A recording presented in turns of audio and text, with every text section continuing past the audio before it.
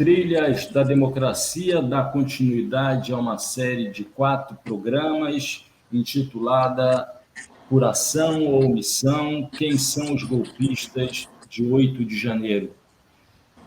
No programa de hoje, que está sendo gravado na quinta-feira, dia 19 de janeiro, eu tenho o prazer de receber, a fim de discutir o papel das Forças Armadas no 8 de janeiro, o professor titular sênior de Ciência Política da Universidade Federal de São Carlos, João Roberto Martins Filho, e o coronel do Exército na Reserva, Marcelo Pimentel.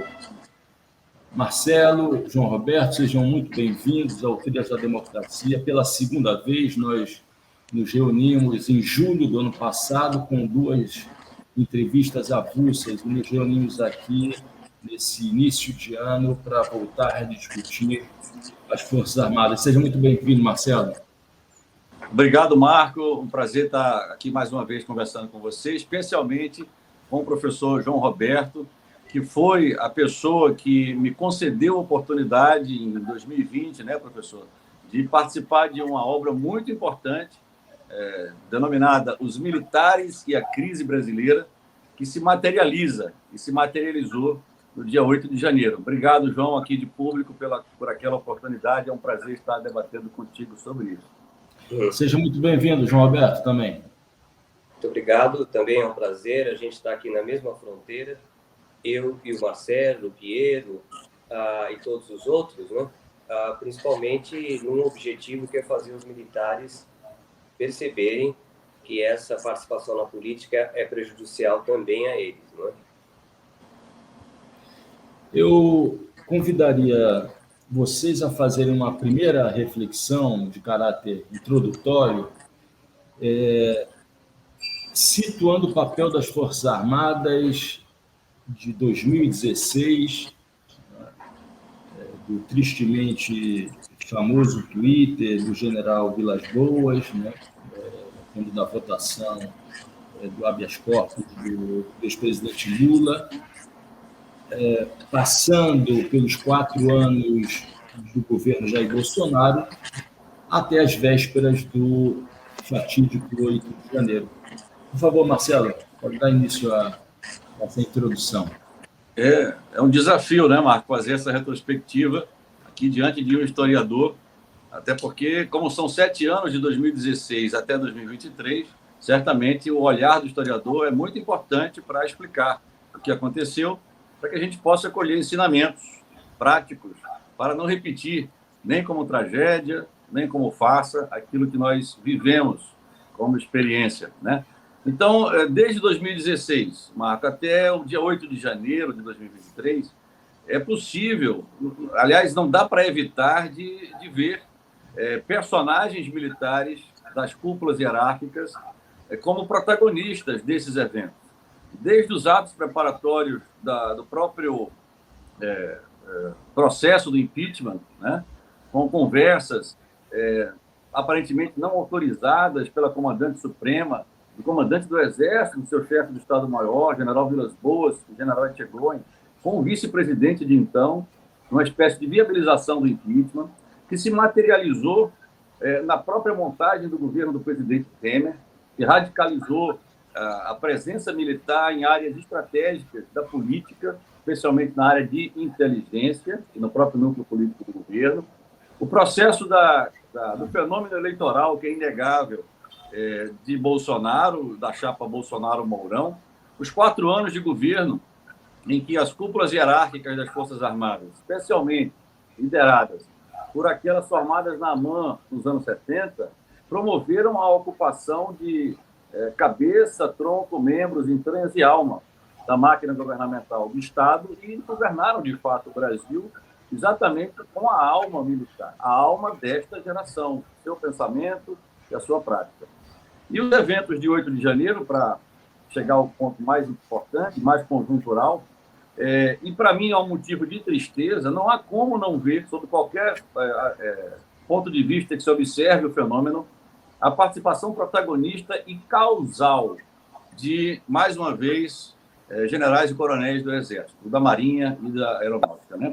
tanto dos atos do Palácio do Planalto, em que houve uma aparente falha de segurança do batalhão da Guarda Presidencial, até a existência por 70 dias de manifestações políticas em áreas militares defronte a quartéis generais, Brasil afora, mas especificamente essa do QG do Exército, que se transformaram em acampamentos de pessoas completamente desvairadas, né, e pode-se dizer com pretensões golpistas, né? Então se vê lá desde discurso de general nativa, de tweet de ex-comandantes do Exército, de presença de militares, coronéis e generais, reforçando aquela população, aquela parcela da população que lá estava, de que havia uma possibilidade de uma intervenção, alguma espécie de intervenção extraconstitucional, extralegal de Forças Armadas.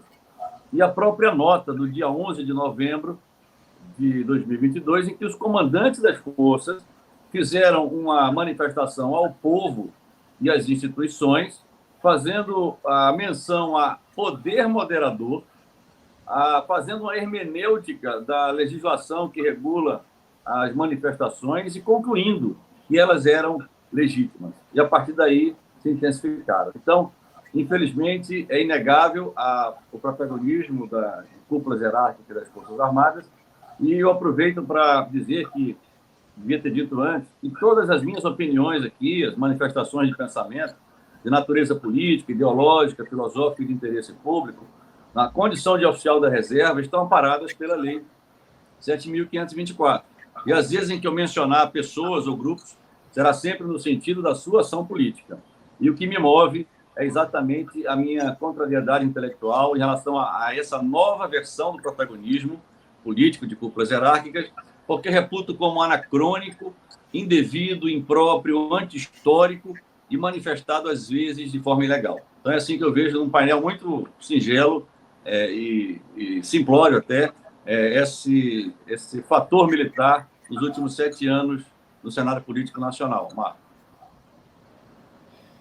João Alberto, se você pudesse indicar alguns momentos de inflexão que marcam desvios de rota ou aprofundamento de tendências desses anos que se iniciam em 2016, quais seriam esses pontos de inflexão? Por favor, João Alberto. Bom, então, eu acho que depois eu também vou procurar desenvolver os outros períodos, que seria a campanha em 2018, a participação no governo durante 4 anos, e esse, vamos dizer, colapso que vai acontecer aí, quando Bolsonaro, de repente, deixa os seus seguidores completamente atônitos, e até os militares irritados, porque ele desapareceu da cena e o presidente passou a ser o Lula com 2 meses de antecedência. Depois ele foge do país. Mas aí, veja bem, Marco, a questão é a seguinte, fazendo uma pesquisa sobre a trajetória do general Mourão, que eu acho importante recuperar essas coisas, eu penso numa coisa mais geral. Quando você pensa em qualquer momento de intromissão das Forças Armadas no processo político brasileiro, é mais fácil você pesquisar o momento que eles vêm à luz do que o momento que eles estavam fazendo a conspiração. Há vários aspectos da conspiração que levou ao golpe de 64 que ainda são desconhecidos. E pode ser que fiquem assim para sempre. Por exemplo, como foi feita a articulação com os Estados Unidos. No caso do golpe de 64, o que menos nós sabemos é sobre a articulação desses oficiais, a maioria de informação, que geraram o grupo castelista, que eram mais orgânicos, né? Que era quem fazia a articulação com os Estados Unidos, nós sabemos pouco. Sobre o pessoal que veio para baixo, aí tem um livro do Jaime Portela, que foi chefe da Casa Militar do presidente Costa e Silva, que é um livro enorme chamado A Revolução e o Governo Costa e Silva, onde ele descreve todo o que a esquerda chamaria de o trabalho de base, os tarefeiros, né? E depois brilham os generais, mas tinha muita gente ali fazendo coisa pelo Brasil inteiro. Mas o interessante, Marco, é o seguinte, se eu tomar mais tempo para falar, depois eu cedo prazerosamente o tempo para o Marcelo. Eu sou daqueles que acham que a gente deve dividir o tempo de forma equânime. Você falou 2016. A primeira evidência que nós temos, que já é bastante conhecida, é a presença do Bolsonaro na formatura da Academia Militar de Agulhas Negras, em novembro de 2014, com Dilma já reeleita, um mês antes da divulgação do relatório final da Comissão Nacional da Verdade. Nós temos esse momento e depois nós não temos mais nada, praticamente mais nada, até chegar em 2018. Então vamos ver agora o que eu encontrei com a ajuda do Piero e com coisas que conversei com o Marcelo e assim por diante. Depois desse episódio de novembro de 2014, já nesse mesmo ano, antes desse episódio, já houve uma palestra do general Mourão, se não me engano, no regimento de cavalaria, em Porto Alegre, onde ele comandava o Comando Sul, aonde um jornalista ao qual vou me referir em seguida pergunta para ele o que foi aquela coisa, aquele momento emocionante, muito forte, em que o senhor gritou que venham, e todos aqueles militares gritaram, não passarão. E aí ele explicou, isso aconteceu, já tem a data, eu depois posso ver a data aqui, mas isso aconteceu em 2014. Tá? Muito bem. Em agosto de 2015, o general Mourão dá uma entrevista para a TV Pampa, muito diplomática, onde ele explica praticamente a visão dele, mas toda pergunta mais sensível ele responde diplomaticamente. Os políticos são não sei o quê, mas eu conheço muitos políticos bons, etc. Isso que era um evento público. Acontece que logo em seguida, 30 dias depois, um mês depois, ele vai falar no CPOR. Eu acho que no CPOR ele não sabia, achou que era um evento fechado. Tá? Em um mês de diferença, ele ali fala na convocação de uma luta patriótica e ele também fala contra Dilma Rousseff. Isso gerou uma celeuma e essa celeuma foi resolvida com a substituição dele, mas não com a punição dele, como fala exatamente isso no depoimento dele ao Celso Castro, o general Vilas Boas. Na verdade, toda a imprensa deu que ele foi afastado, punido, exonerado, quando, na verdade, ele não estava, como mesmo o Marcelo sabe muito bem. Nós estávamos aí em setembro e estava previsto que ele saísse em março, abril, do comando, né? O que era normal. O que acontece? A imprensa noticia que ele foi exonerado, punido, etc., mas ele fica no comando até a posse do novo comandante, que era o general Pujol, e ele passa a ocupar o cargo do general Pujol. Houve uma movimentação. E não houve realmente qualquer tipo de vamos dizer, rebaixamento dele. Bom, acontece, aqui, primeira mão, no Trilhas da Democracia, que no dia 26 de janeiro ocorre finalmente a passagem do comando. Mourão passa o comando para Pujol. Quem estava presente nessa passagem de comando? O capitão Bolsonaro. Tá? Portanto, não era mais cadetes que nós estamos falando agora, ou aspirantes. Nós estamos falando de generais, do mais alto coturno, né? Que tinham comando de grandes áreas.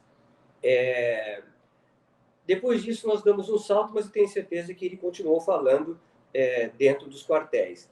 A gente até percebe que os PowerPoints são sempre os mesmos, mas vão ficando cada vez mais incrementados. E ele também vai pegando uma experiência de falar.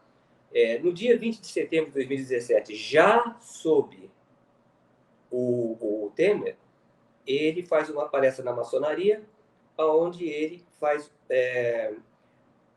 praticamente propõe que por múltiplas sucessivas aproximações vai chegar uma hora que pode ser que seja necessário um golpe de Estado.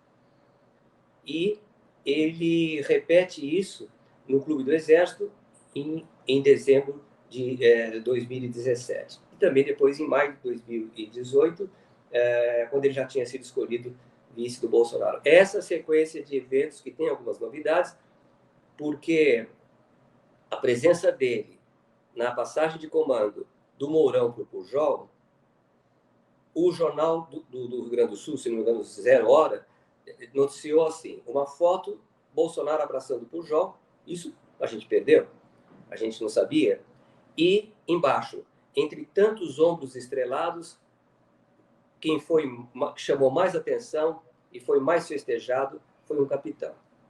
Acho que eu posso parar por aí. Nós chegamos já em 2018 e depois eu posso dar uma visão sobre o que eu acho que aconteceu no governo do Bolsonaro. Eu queria fazer uma nova pergunta a vocês dois, já tratando dos acontecimentos de 8 de janeiro e as suas repercussões. Se vocês quiserem fazer algum tipo de referência àquilo que aconteceu no dia 8 de janeiro, por favor, fiquem inteiramente à vontade. Mas o meu propósito é já analisar as possíveis repercussões, os encaminhamentos a serem dados pelo governo, de maneira mais ampla, pelas instituições do Estado brasileiro. Acaba de ser noticiado na Folha de São Paulo um trecho de uma palestra do ex-ministro, ex-presidente do STF, ex-senador Nelson Jobim, ex-ministro da Defesa, né? Em que Jobim afirma que é preciso agir com sapiência e clareza ao tratar do incidente do dia 8. Abre aspas, nós temos que saber ter tolerância. Se o governo e os democratas começarem a agir com uma retaliação generalizada, vamos ter uma radicalização, e aí isso fortalece o Bolsonaro. E mais ainda, né, para encerrar, ele afirma que radicalizar não adianta, nós precisamos superar. Hoje, na Folha de São Paulo, na mesma Folha de São Paulo, o professor de Direito Constitucional da USP, Conrado Dubner Mendes, escreveu um artigo. Eu gostaria, digamos, nas antípodas do que acaba de afirmar o ex-ministro Nelson Jobim, acaba de defender, e aqui faço a leitura, né, dos 2 últimos parágrafos, abre aspas, punir militares individualmente envolvidos no atentado de 8 de janeiro seria passo importante. Sem anistia, mas não reformar as Forças Armadas e as relações civil-militares é uma outra forma de anistia, e mais grave. Abriu-se rara oportunidade de trazer a instituição mais covarde do Estado brasileiro para a democracia. Se não agora, quando? Marcelo, a minha pergunta se divide em 2 partes, né? Primeiro, quais são as tuas expectativas em relação à punição dos militares envolvidos no 8 de janeiro e também outros crimes praticados durante o governo Bolsonaro? E a segunda é no que consistiria uma reforma das Forças Armadas, né, das relações entre civis e militares, o que precisaria ser reformado, quais seriam os elementos fundamentais dessa reforma, e se, na verdade, não seria suficiente fazer cumprir a Constituição Federal de 1988. Por favor, Marcelo. Bom, Marco, é um tema complexo esse, né? E é um desafio responder isso. Primeiro, expectativa de punição em relação a quê? Por exemplo, nós tivemos uma CPI da Covid que mobilizou o país inteiro durante praticamente um ano. Apresentou um relatório circunstanciado, com indícios de prova, e não houve, e havia naquele relatório, eu acho que uns 10 militares, dentre generais e coronéis, com um suporte probatório de indícios, né, muito fortes, e não deu nada. Não houve uma mobilização das autoridades para aprofundar o relatório da CPI. E ali é uma marca muito clara de uma ação militar sobre a saúde. Na minha visão, e desde aquela ocasião, já dizia que imprópria. Que um general na ativa, autorizado pelo mesmo general Leal Pujol, que o professor João citou naquele evento de 2017, 2016, e suportado pelo seu alto comando, cujos generais, em grande parte, continuam no alto comando, autorizou que generais na ativa exercessem cargos políticos para os quais não tinham vocação nem propriedade. Então, eu tenho uma expectativa muito baixa. E, já que você citou os dois artigos meio que antagônicos do professor Conrado e do ministro Nelson Jobim, eu concordo e discordo de ambos. Não podemos chegar a um ponto de uma generalização completa, evidentemente, em relação ao que aconteceu, né? E também não podemos chegar ao ponto de falar em não ter anistia. Anistia em relação a quê? A gente precisa definir que objeto nós estamos considerando para aplicar esses conceitos de anistia, de punição, de revanchismo. Então, eu concordo que o ministro Jobim tem que tratar os eventos do dia 8 com muita serenidade e sapiência, como para lidar com este problema, este problemão que foi construído durante esses últimos 10 anos da politização excessiva dos militares, das Forças Armadas, com muita sapiência e sabedoria. E a melhor forma de lidar com isto é não mexendo nos pilares das instituições. Pelo contrário, os reforçando. Hierarquia e disciplina e a questão do exemplo e do seguimento da lei. Por exemplo, diversos itens, diversos dispositivos do Estatuto dos Militares, a Lei 6.880, que foi gerada na própria ditadura, que tinha a finalidade de separar os etos militares da política para não haver mais a imbricação dos dois universos.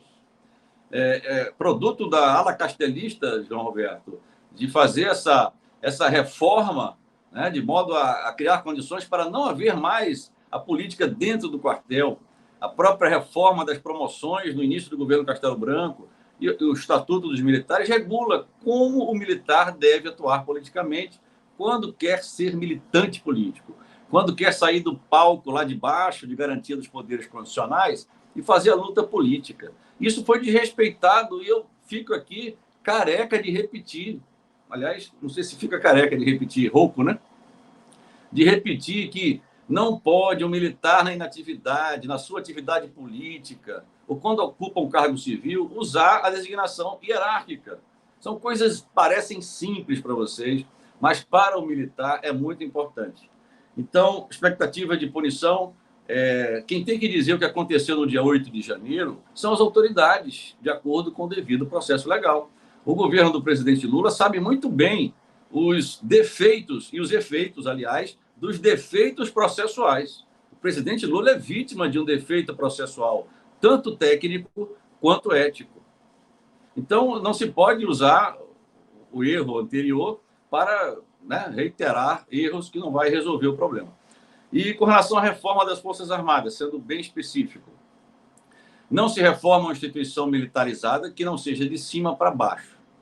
Mas não se pode esquecer que os que estão em cima hoje já estiveram embaixo 40, 30 anos atrás. Os que estão hoje embaixo, daqui a 30, 40 anos, estarão em cima. Então, nós temos que, ao mesmo tempo que mexer na cabeça, tanto na cabeça literal de quem comanda, quanto na cabeça das pessoas que exercem o comando, mas nós temos que abrir e flexibilizar a entrada de brasileiros para defender a pátria, como oficial do Exército, da Marinha, da Força Aérea. Nós temos que repensar se temos que manter ainda uma única academia militar, localizada em Resende, Academia Militar das Agulhas Negras, que tecnicamente é excepcional. Mas a concepção de formação do oficial brasileiro é que vai gerar o general brasileiro como estamos vendo hoje. Então, há várias formas de pensar o assunto, e esse assunto tem que ser proposto pela liderança política, por aqueles que passaram os 4 anos, 7, 6, observando essas relações militares, civis ou forças armadas, governos e política. Nós temos que propor este debate. É um debate muito necessário, muito urgente de fazer. E, para concluir, 4 princípios básicos para começar este processo de despolitização das Forças Armadas. Não é desbolsonarização, não. A desbolsonarização já aconteceu. O Bolsonaro perdeu a eleição, está na Flórida. Eu tenho muita convicção de que ele não será um ator político protagonista, embora possa ser usado como instrumento. Parece que o ministro Nelson Jobim quis usar o Bolsonaro, o medo da volta de Bolsonaro, como uma espécie de instrumento para a sua teoria, né, apresentada. Então, 4 princípios. O presidente da República tem que assumir, de fato, o comando das Forças Armadas, o comando supremo das Forças Armadas, agindo em parceria, mas com a autoridade que o povo lhe deu, diante dos comandantes de cada força. Isso tem que acontecer. E deve fazer isto por intermédio de um ministro da Defesa que conheça o tema defesa. Não, porque com um ministro da Defesa que não conheça o tema defesa com a devida profundidade, a autoridade intelectual dele sobre os comandantes se enfraquece um pouco. E, ao mesmo tempo, também com o presidente. Então, tem que haver este perfil que seja um interlocutor eficaz com os militares, com as suas lideranças, porque se mexe com as lideranças, né? E também tem que se voltar a cumprir a lei. Não precisa fazer novas leis, criar novas leis, se a gente não voltar a cumprir o básico, o Estatuto dos Militares. E, finalmente, privilegiar o militar na sua área específica, na sua área funcional, na defesa. E o presidente tem a caneta na mão para iniciar a desmilitarização da máquina governamental em todas as áreas. Não é porque o militar não seja competente ou bem intencionado para exercer um cargo civil. Ele ou pode ser, mas é porque, do jeito que está, não convém mais.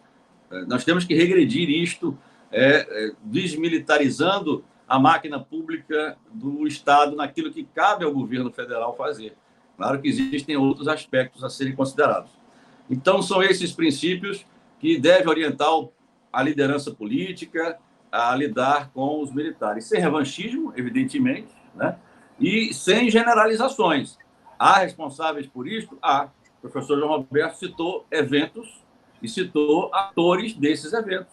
Então, cada um no seu devido campo, a academia, a política, o jornalismo, tem que investigar isto e apresentar à sociedade, aos formadores de opinião e aos tomadores de decisão, os fatos que devem ser entendidos e, a partir deste entendimento, orientar as ações políticas, né? Então, é dessa forma que eu vejo. E vou só finalizar, João Roberto, quando você citou a frase do general Mourão, eles que venham por aqui não passam, e as aproximações sucessivas, o general Mourão é de artilharia, eu também sou, o capitão Bolsonaro é de artilharia.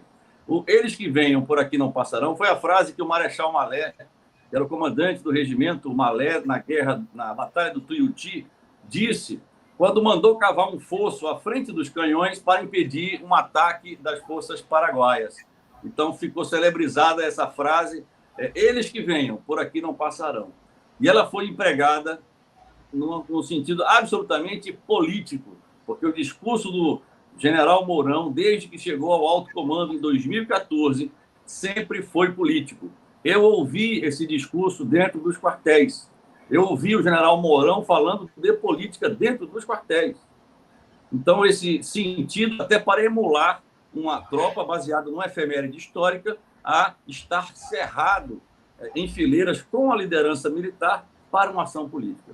E aproximações sucessivas, que ele usou para dizer que se o judiciário não resolver, nós vamos ter que resolver isso por aproximações sucessivas, é um princípio de aproximação de cálculos da tábua de logaritmo que os artilheiros fazem no levantamento topográfico para levantar coordenadas dos canhões, dos observatórios e dos alvos. Então, usamos a técnica da aproximação sucessiva.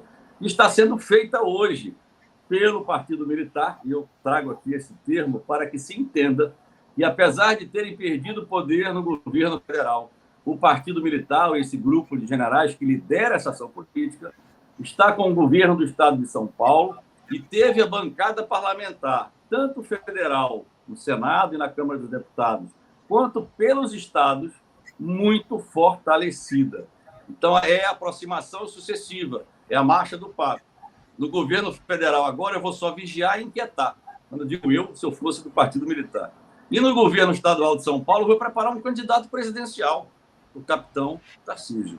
Então, é dessa forma que eu vejo como os meus companheiros de profissão estão atuando no nível político e como resolver esse problema, de cima para baixo, dando ordem e cobrando o cumprimento das ordens. João, eu faço a você a mesma pergunta que eu fiz inicialmente ao Marcelo, mas acrescentaria um novo elemento a partir da fala, né, de Marcelo. Nessa necessidade de se atacar, né, tanto os problemas que dizem respeito àqueles que se encontram hoje no alto oficialato das Forças Armadas e aqueles que se encontram na base, no processo de formação, o que é possível fazer, nos termos que Marcelo colocou, né, de fazer cumprir a legislação existente, né? Mas o que seria necessário fazer a fim de, por exemplo, retirar do circuito, quando eu falo retirar do circuito, é reformar generais, brigadeiros, almirantes, que compõem aquilo que o Marcelo chama de partido militar e que fazem uma pregação abertamente golpista, ou que pelo menos tenham já feito declarações de caráter golpistas. A saída da colocação na reserva, né, da reformação desses militares do alto oficialato, como foi feito na Colômbia, seria uma saída ou seria pisar muito no acelerador? E, de outra parte, no processo de formação, não é? Esse modelo existente, né, de uma academia da Força Aérea, né, da escola a Escola Naval, o Colégio Escola Naval, a SpaceX, AMAN, né, EPICAR, AFA, esse modelo é um modelo que, por si só, é capaz de construir uma nova mentalidade democrática? Seria necessário uma descentralização no território nacional, uma mudança dos currículos? Eu queria te ouvir a respeito, João. Bom, veja que coisa impressionante essa frase do Vallée que o Marcelo citou, porque eu já tinha, inclusive, colocado no artigo. Ela é uma frase numa guerra contra um inimigo que tinha invadido o Brasil e diz respeito a que o inimigo não passará. Só que ela é usada por esse general Mourão, ela é usada como eles, os comunistas que venham, que não passarão.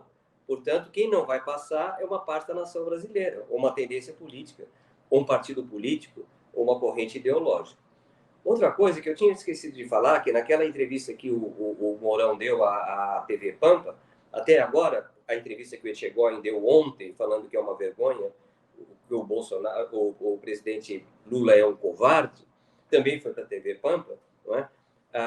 Então, essas coincidências é bom prestar atenção nelas. Mas nessa entrevista que ele perguntou, o entrevistador, não sei se foi o mesmo ontem, é verdade que os generais não gostam do Bolsonaro? E o Mourão respondeu de forma alguma. Não há nada contra o Bolsonaro dentro dos quartéis. Foi a primeira vez que se falou isso, tá? 20 de agosto de 2015. Agora, a grande questão de como fazer os militares, pelo menos, voltarem a ponto que estávamos antes desses episódios todos lamentáveis que acontecem desde 2013, 2014. Não é? Mas aí, ao mesmo tempo, também está se colocando a questão do que avançar além disso. São duas coisas diferentes. Se a gente voltar ao que estava antes, já tem um grande progresso. Se a gente agora for entrar numa questão da reforma, a punição é outra coisa, porque eu acredito que o Lula, quando andou falando umas coisas mais pesadas, ele já tinha visto as imagens que eles devem ter, e certas imagens vão ser incontornáveis, vão ter que punir. Podem não gostar, mas a pressão da sociedade é tamanha, e o presidente ainda goza de tanto apoio, que eles vão ter que punir. Possivelmente vão entregar algumas cabeças que estão aparecendo nos vídeos. Não é? Agora, o grande problema do Lula ele tem, ao mesmo tempo, um cuidado para não deixar a crise militar dominar o começo do governo dele. Isso é uma coisa que ele não controla totalmente. E, por isso, ele não criou não terminou os trabalhos, nem mesmo criou aquilo que já estava articulado, que era o GT da transição dedicado à defesa. E todos esses assuntos que eu estou discutindo com vocês hoje, que o Marcelo também já abordou, eles exigem uma discussão. Quais são as prioridades, que exército nós queremos, que marinha nós queremos, que força aérea nós queremos, que ensino militar nós queremos, o que significa aperfeiçoar, reformar as Forças Armadas, mas isso ninguém vai fazer de cima para baixo, não vai funcionar. Isso tem que ser feito com uma grande discussão, e já existe hoje em dia uma experiência de debate civil-militar, que foi aquele da Associação Brasileira de Estudos de Defesa, e, por outro lado, nós aqui, desde que percebemos que tínhamos errado o diagnóstico sobre a democratização das Forças Armadas, passamos a examinar de uma forma bem radical o que tá acontecendo. Então, punir vai ser uma coisa mais fácil. Punir até os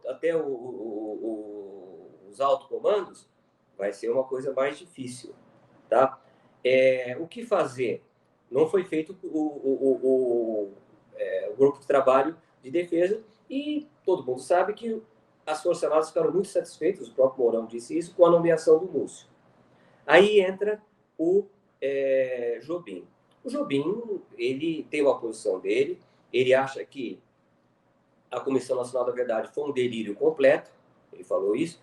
Ele é um homem de centro, que hoje em dia já é quase um grande elogio, mas ele exerceu, talvez foi o ministro da Defesa que exerceu com mais autoridade o cargo dele durante todo o período, desde a criação do Ministério da Defesa. Hoje em dia são generais os Ministérios da Defesa. O Múcio é o primeiro civil, depois de um período que começou há 5 anos. Bom, portanto, o Jobim está falando como uma pessoa que foi um dos primeiros nomes a aparecer como candidato a ministro da Defesa. E ele, acredito que ainda está falando como uma possível alternativa para o Ministério da Defesa. Agora, quando você fala do artigo do Conrado Rubner, eu gostaria de levantar uma outra questão, que são tantos aspectos, mas basicamente o problema é o seguinte: como que o Lula vai fazer para, dentro vamos dizer, do esquema de Maquiavel, conseguir aproveitar a fortuna, enfrentar, né, quando há uma má fortuna, e agir com virtude?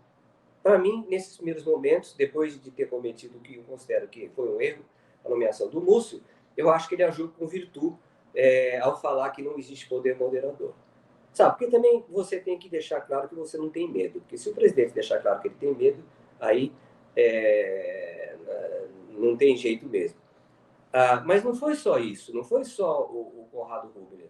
Foi o Jobim falando ali com uma pessoa que poderia ter sido escolhido ministro, pode vir a ser escolhido ministro, portanto ele não está falando como uma pessoa aposentada. E, por outro lado, não é só o Rubner. O Sakamoto, jornalista da Folha de São Paulo, e o Luiz Nassif, 3 pessoas escreveram sobre as Forças Armadas, coisas que a minha geração não viu até agora. Portanto, esse é meu ponto, que eu defendo desde 2017. As Forças Armadas se associaram ao Bolsonaro. Nem tudo saiu como elas planejavam.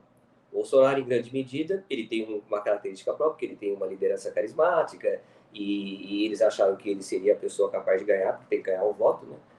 Não acredito que o Mourão vá substituir o Bolsonaro, porque ele é totalmente desprovido de carisma. Mas, de qualquer modo, hoje em dia, depois de tudo que aconteceu, eu acho que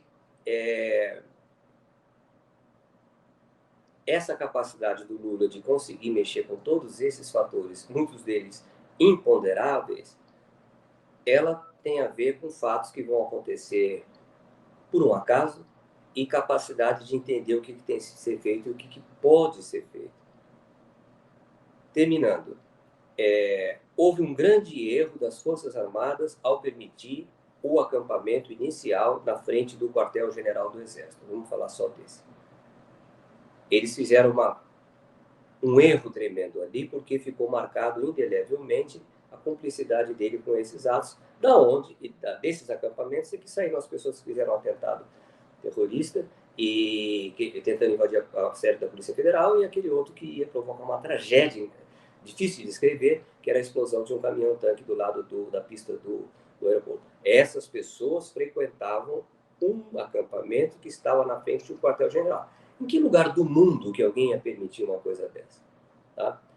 Acontece que eles foram mais ou menos alimentando aquilo, porque aquilo tinha muito militar ali, família de militar, etc. e tal.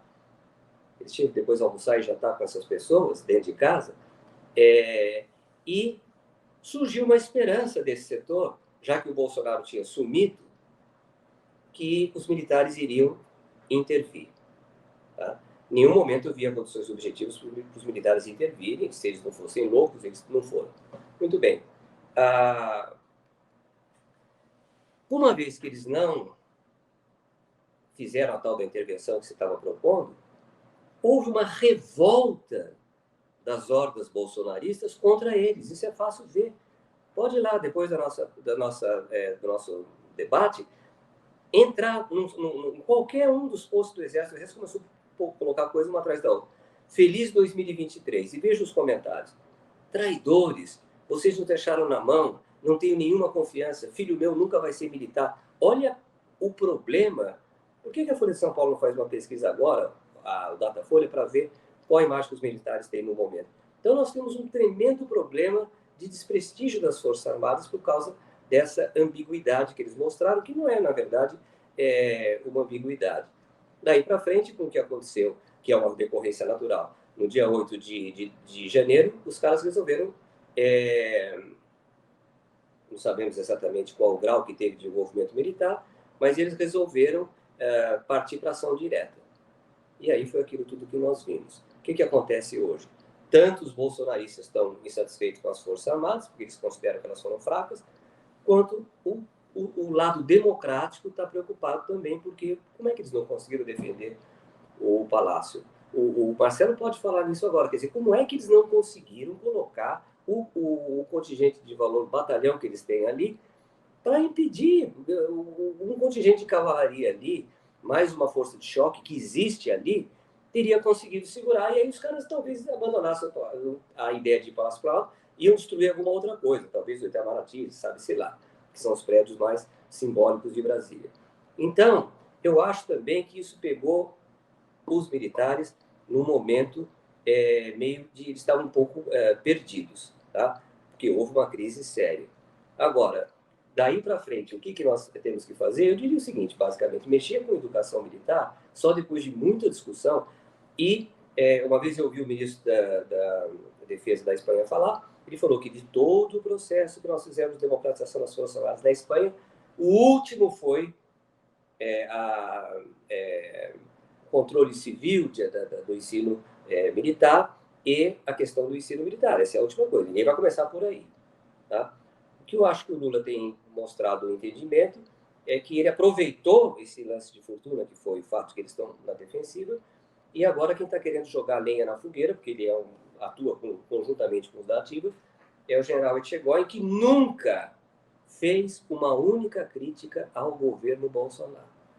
E agora ele vem acusar o Lula de ser covarde.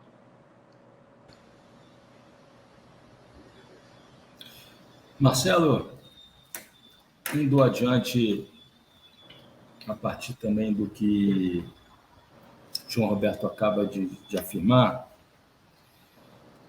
eu queria te propor a seguinte indagação. É inverossímil que dessa reunião de amanhã sexta-feira, que vai acontecer entre o presidente Lula, o ministro da Defesa Zé Múcio, os 3 comandantes das Forças Armadas, seja definido uma espécie de pacto bem ao estilo negociador do Lula, conciliador do Lula, que passe pela punição individualizada de determinados militares que tenham sido capturados por imagens, incitando, depredando, ou então haja algum tipo de prova material de envolvimento direto na tentativa de golpe do 8 de janeiro. Em troca, uma promessa do presidente Lula de investimento financeiro, de abertura de linhas de financiamento para o desenvolvimento tecnológico, técnico das Forças Armadas, com a promessa de que não haverá um aprofundamento das discussões sobre outras reformas nas Forças Armadas, ou então de não se tocar nos comandos militares, nos comandantes militares, em troca de uma pacificação interna do meio militar, uma promessa dos militares de que respeitarão e zelarão pela defesa das regras do jogo, pelo menos até o término do mandato do ex-presidente Lula. E, complementando essa pergunta, o ministro da Defesa, Zé Múcio, é a pessoa apropriada para levar a cabo esse tipo de possibilidade, de projeto do atual presidente Lula? Bom, Marcos, essas proposições que você fez, se efetivarem, só está provado que a Força Armada passou a ser um partido político com quem o presidente tenha que negociar pautas para poder, pelo menos, governar em paz, né? Então, tem que ter muito cuidado, mas não se pode perder a autoridade que foi legitimada pela vontade popular, pela vontade soberana do povo, no dia 30 de outubro. Veja, eu tenho dificuldade de partir da premissa de que o que houve no dia 8 de janeiro foi uma tentativa de golpe. Nós conversamos em setembro, eu e você conversamos numa sala de aula, eu acho que era a primeira edição do Trilha para a Democracia, presencial, você deve se recordar disso, e eu estimei, fiz uma projeção hipotética, muito provável, que aconteceria em caso da derrota do presidente Bolsonaro, da chapa Bolsonaro-Braga Neto. Em setembro era a reta final da campanha, né? E aconteceria um Capitólio brasileiro, logo depois da confirmação do resultado eleitoral. E esse Capitólio aconteceu. O roteiro foi dado pelo presidente Trump, pelos eventos que aconteceram em 2020 nos Estados Unidos, e aconteceram na frente dos quartéis-generais. Isso eu não posso aceitar como militar. E eu me manifestei logo que eu vi as mobilizações em frente do quartel, e não cabe que deveriam ser tomadas providências para evitar aquele acúmulo. Providências simples, uma própria nota dizendo que não era lugar de se manifestar em área militar, só isso. E as pessoas sairiam, certamente, né? Então, o que acontece agora? Exatamente a concretização daquela hipótese que eu levantei atrás. Porque eu sei como pensam todos esses generais, todos esses coronéis. Nós estudamos nas mesmas escolas desde 1981. Eles me formaram. Então, eu sempre digo que a história do golpe de Estado favorece isto que você está prevendo agora para amanhã. Uma negociação para garantir que os militares não vão incomodar o presidente Lula nos próximos 4 anos de governo, desde que se consiga isso ou aquilo, não punir os responsáveis por esse processo de politização, etc. Então, é exatamente esta a narrativa que se quer disseminar por parte da população, que o problema é o bolsonarismo, e o problema é Bolsonaro. Mas o problema não é Bolsonaro só. Se o Bolsonaro é o problema, este problema já está resolvido. O Bolsonaro não tem nenhum poder prático, nenhum poder. Inclusive, ele está nos Estados Unidos, né? Vai fazer palestra lá. Quem sabe ele vai visitar a Academia Militar de West Point e repetir o que ele fez da Academia Militar das Agulhas Negras, que para mim me dói. Eu estou falando sensibilizado. Me dói que até hoje, quase 10 anos, nenhuma satisfação foi dada à sociedade sobre aquela violência institucional de um deputado se dirigir a cadetes no dia da sua formatura, que é um ritual importantíssimo. Aqueles cadetes são capitães hoje, estão dentro dos quartéis onde esses manifestantes estão pedindo que ele, capitão, dê um golpe de Estado. Então, o problema Bolsonaro é o de menor monta, já está resolvido. O problema é a politização dos militares, a politização das forças Armadas brasileiras. Isso se resolverá num processo, do mesmo jeito que esse problema foi um processo, vai se resolver num processo, não é num evento, numa negociação, é numa relação franca, leal, entre o comandante supremo das Forças Armadas, uma assessoria competente civil, repito, uma assessoria competente civil, já responde a sua pergunta, a segunda parte da sua pergunta, que possa, junto com as lideranças militares, empreender a despolitização, não desbolsonarização. Porque, como disse o João, 90% dos militares votam em Bolsonaro. Vão votar se ele se candidatar de novo. Ou votarão no general Mourão, se o general Mourão se candidatar. Ou no capitão Tarcísio, se candidatar. Porque fizeram que o militar brasileiro se sinta parte de um partido, de uma parte, e funcione como base eleitoral e militante de militares que se apresentem à política com esta pauta, vinculada à extrema-direita, à Guerra Fria, ao anticomunismo e suas derivações reais ou delirantes. Então, este é o desafio do presidente Lula. Eu torço para que o Zé Múcio consiga superar este erro, e que o próprio presidente Lula reconheceu este erro e apontou publicamente que o ministro da Defesa errou. Tem declarações do presidente Lula deixando isso muito claro.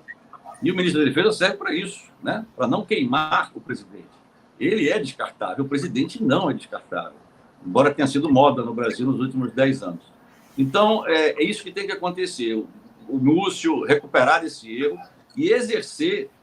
E eu sempre digo, eu faria de forma muito simples, no dia 1º de janeiro. Senhor general Arruda, aliás, são todos competentes, não tem nenhum general golpista. São bolsonaristas, sim. Estão politizados, sim. Mas não tem nenhum general golpista nativo. Eu os conheço. General Arruda, o senhor que é Forças Especiais, o senhor sabe usar operações psicológicas, o senhor é competente e líder. Quanto tempo o senhor precisa para desocupar as manifestações na frente dos quartéis brasileiros? Inclusive, o em que minha família participa, lá no Semenê, em Recife, aqui pertinho, né? A gente vê. Então, era só isso que tinha que fazer. Se fizesse isso, essas manifestações do dia 8 não ocorreriam como programado. Eu insisto em dizer, isto foi programado. Qualquer brasileiro minimamente informado poderia prever que aquelas manifestações, com aquelas pautas, com aquele nível de alienação, iam acabar gerando esses atos de 8 de janeiro, uma tentativa de colocar bomba em aeroporto, depredação de Polícia Federal, tudo saiu de lá, gente. Ali é a sede do CIE, é a sede dos batalhões todos.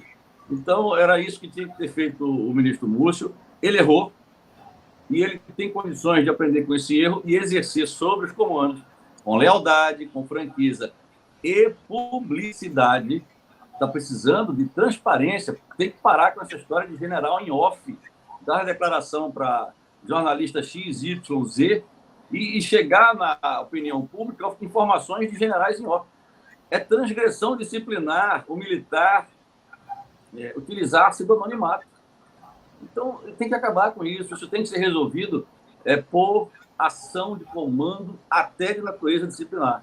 E quando eu digo natureza disciplinar, não é punir, é dar a ordem. Atenção, os generais e coronéis na inatividade, que ocupam cargos eletivos, ou seja, exercem atividade político-partidária, cumpram o inciso 18 do artigo 28 da Lei 6.880 e não usem a sua designação hierárquica. Como disse o general Pazuello, não punido é simples assim. Um manda e o outro obedece. Então, ministro da Defesa, por favor, dê as ordens. Os militares gostam de receber ordens. Quando não recebem, eles dão. Então, dê as ordens que nós, os comandantes, tenho certeza, porque eu os conheço, sei dos seus valores profissionais, eles não vão arriscar a sua história descumprindo ordem. Eles vão cumprir, porque eu tenho certeza que eles também estão envergonhados, ainda que seja nos seus recônditos e nas suas reflexões, com a deterioração da imagem do Exército Brasileiro. Parcela da população nos vê como golpistas, outra parcela faz chacota. e outra parcela, pensando que somos uma força política, se opõe a nós como se fôssemos uma força política. Então, é nesse sentido que eu digo que as expectativas são boas, porque fomos inteligentes como sociedade e demos um fim a essa dupla militar, esse binômio militar que chefiava Estado e governo no Poder Executivo. Agora, muita sorte ao presidente Lula, muita luz ao ministro José Múcio e todos nós que fazemos parte do debate público, cada um com o seu conhecimento, com a sua contribuição, possa ajudar a reconstruir essa muralha social entre Forças Armadas e sociedade e, ao mesmo tempo, flexibilizar o ingresso de brasileiros nessa profissão que eu reputo como a melhor profissão do mundo. Ser militar do Exército, da Marinha, da Força Aérea e ter a missão, até com o sacrifício da própria vida, de defender uma pátria que é de todos, independente de classe social, crença religiosa ou preferência político-ideológica. João, você concorda com a análise de Marcelo de que 8 de janeiro não foi uma tentativa de golpe? Você concorda com a ideia, por exemplo, de que nós, na verdade, eu estou pensando aqui no artigo escrito também na Folha de São Paulo, por outro historiador que também publicou artigo no livro que você organizou, que Marcelo participou, que é o professor Francisco Carlos Teixeira da Silva, que chegou à conclusão de que a decisão do ex-presidente Lula, junto com o presidente Lula, junto com o ministro Flávio Dino, de fazer uma intervenção civil e não fazendo recurso à GLO, teria, como se ficou mostrado depois nas sucessivas entrevistas do ministro Flávio Dino, acabou neutralizando, né, a possibilidade daquela tentativa se transformar em golpe. A gente está terminando o programa, mas você fica inteiramente à vontade para finalizar com essas considerações, para dialogar com o Marcelo. Como eu estou sempre enfatizando, nós temos que pensar aqui na ação política. O que o Lula vai ter que fazer é saber quando agir, qual a gradação da ação dele, mas eu acredito que o Lula sabe que o que está em jogo é uma questão de autoridade. Ele é muito cioso dessa autoridade, inclusive. Quer dizer, a questão que está em jogo é a questão quem manda.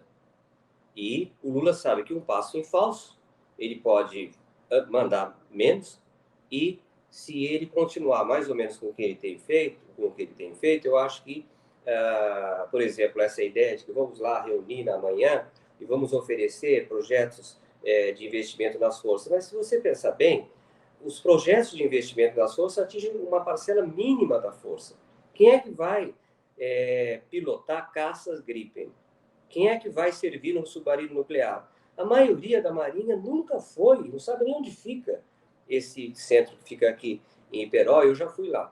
Agora, então parece tudo uma espécie de uma tentativa de membros do governo Lula, muitas vezes que estão tentando amaciar essa situação, e dos militares, de tentar mostrar uma coisa que, como o Marcelo disse, é uma negociação que não cabe, não é? Mas eu acho que o Lula não está disposto a perder poder junto aos militares, porque aí o problema vai ficar cada vez pior. Eu acho que ele... e aí eu volto à questão se foi ou não um golpe de Estado. Eu acho que na cabeça daquelas pessoas, isso iria desembocar num golpe de Estado.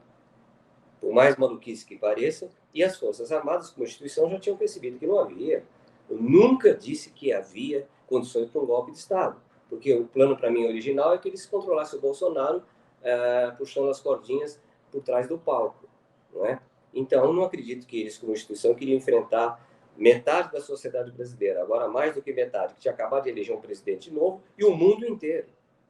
Né? O mundo inteiro. Então, eles fizeram o que eu achava que eles iam fazer.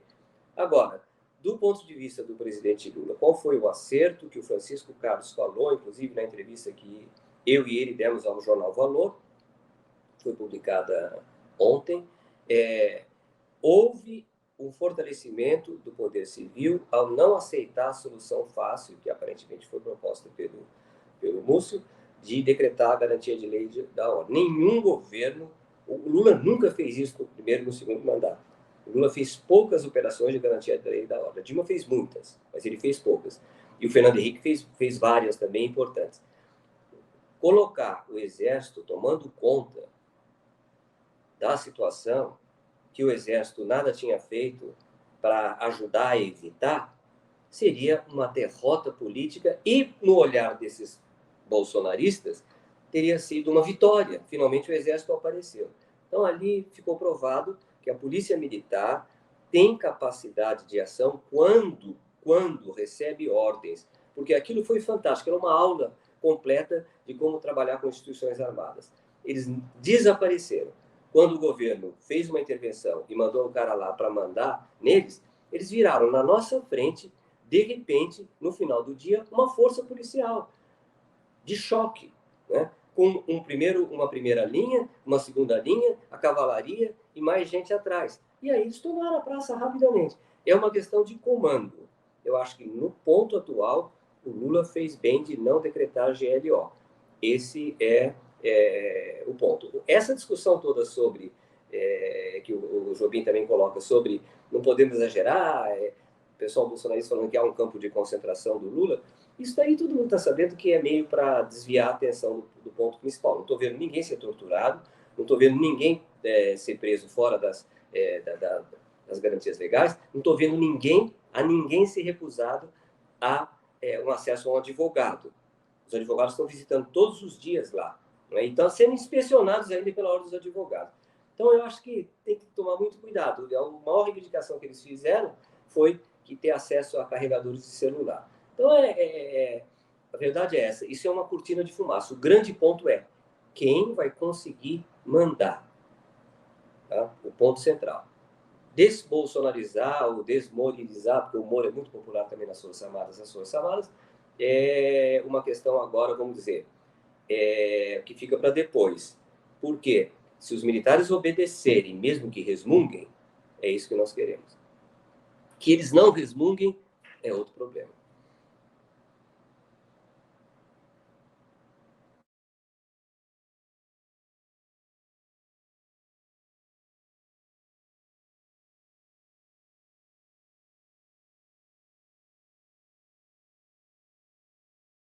Estava sem som. Marcelo Pimentel, coronel do Exército na reserva. João Roberto Martins Filho, professor titular sênior da Universidade Federal de São Carlos.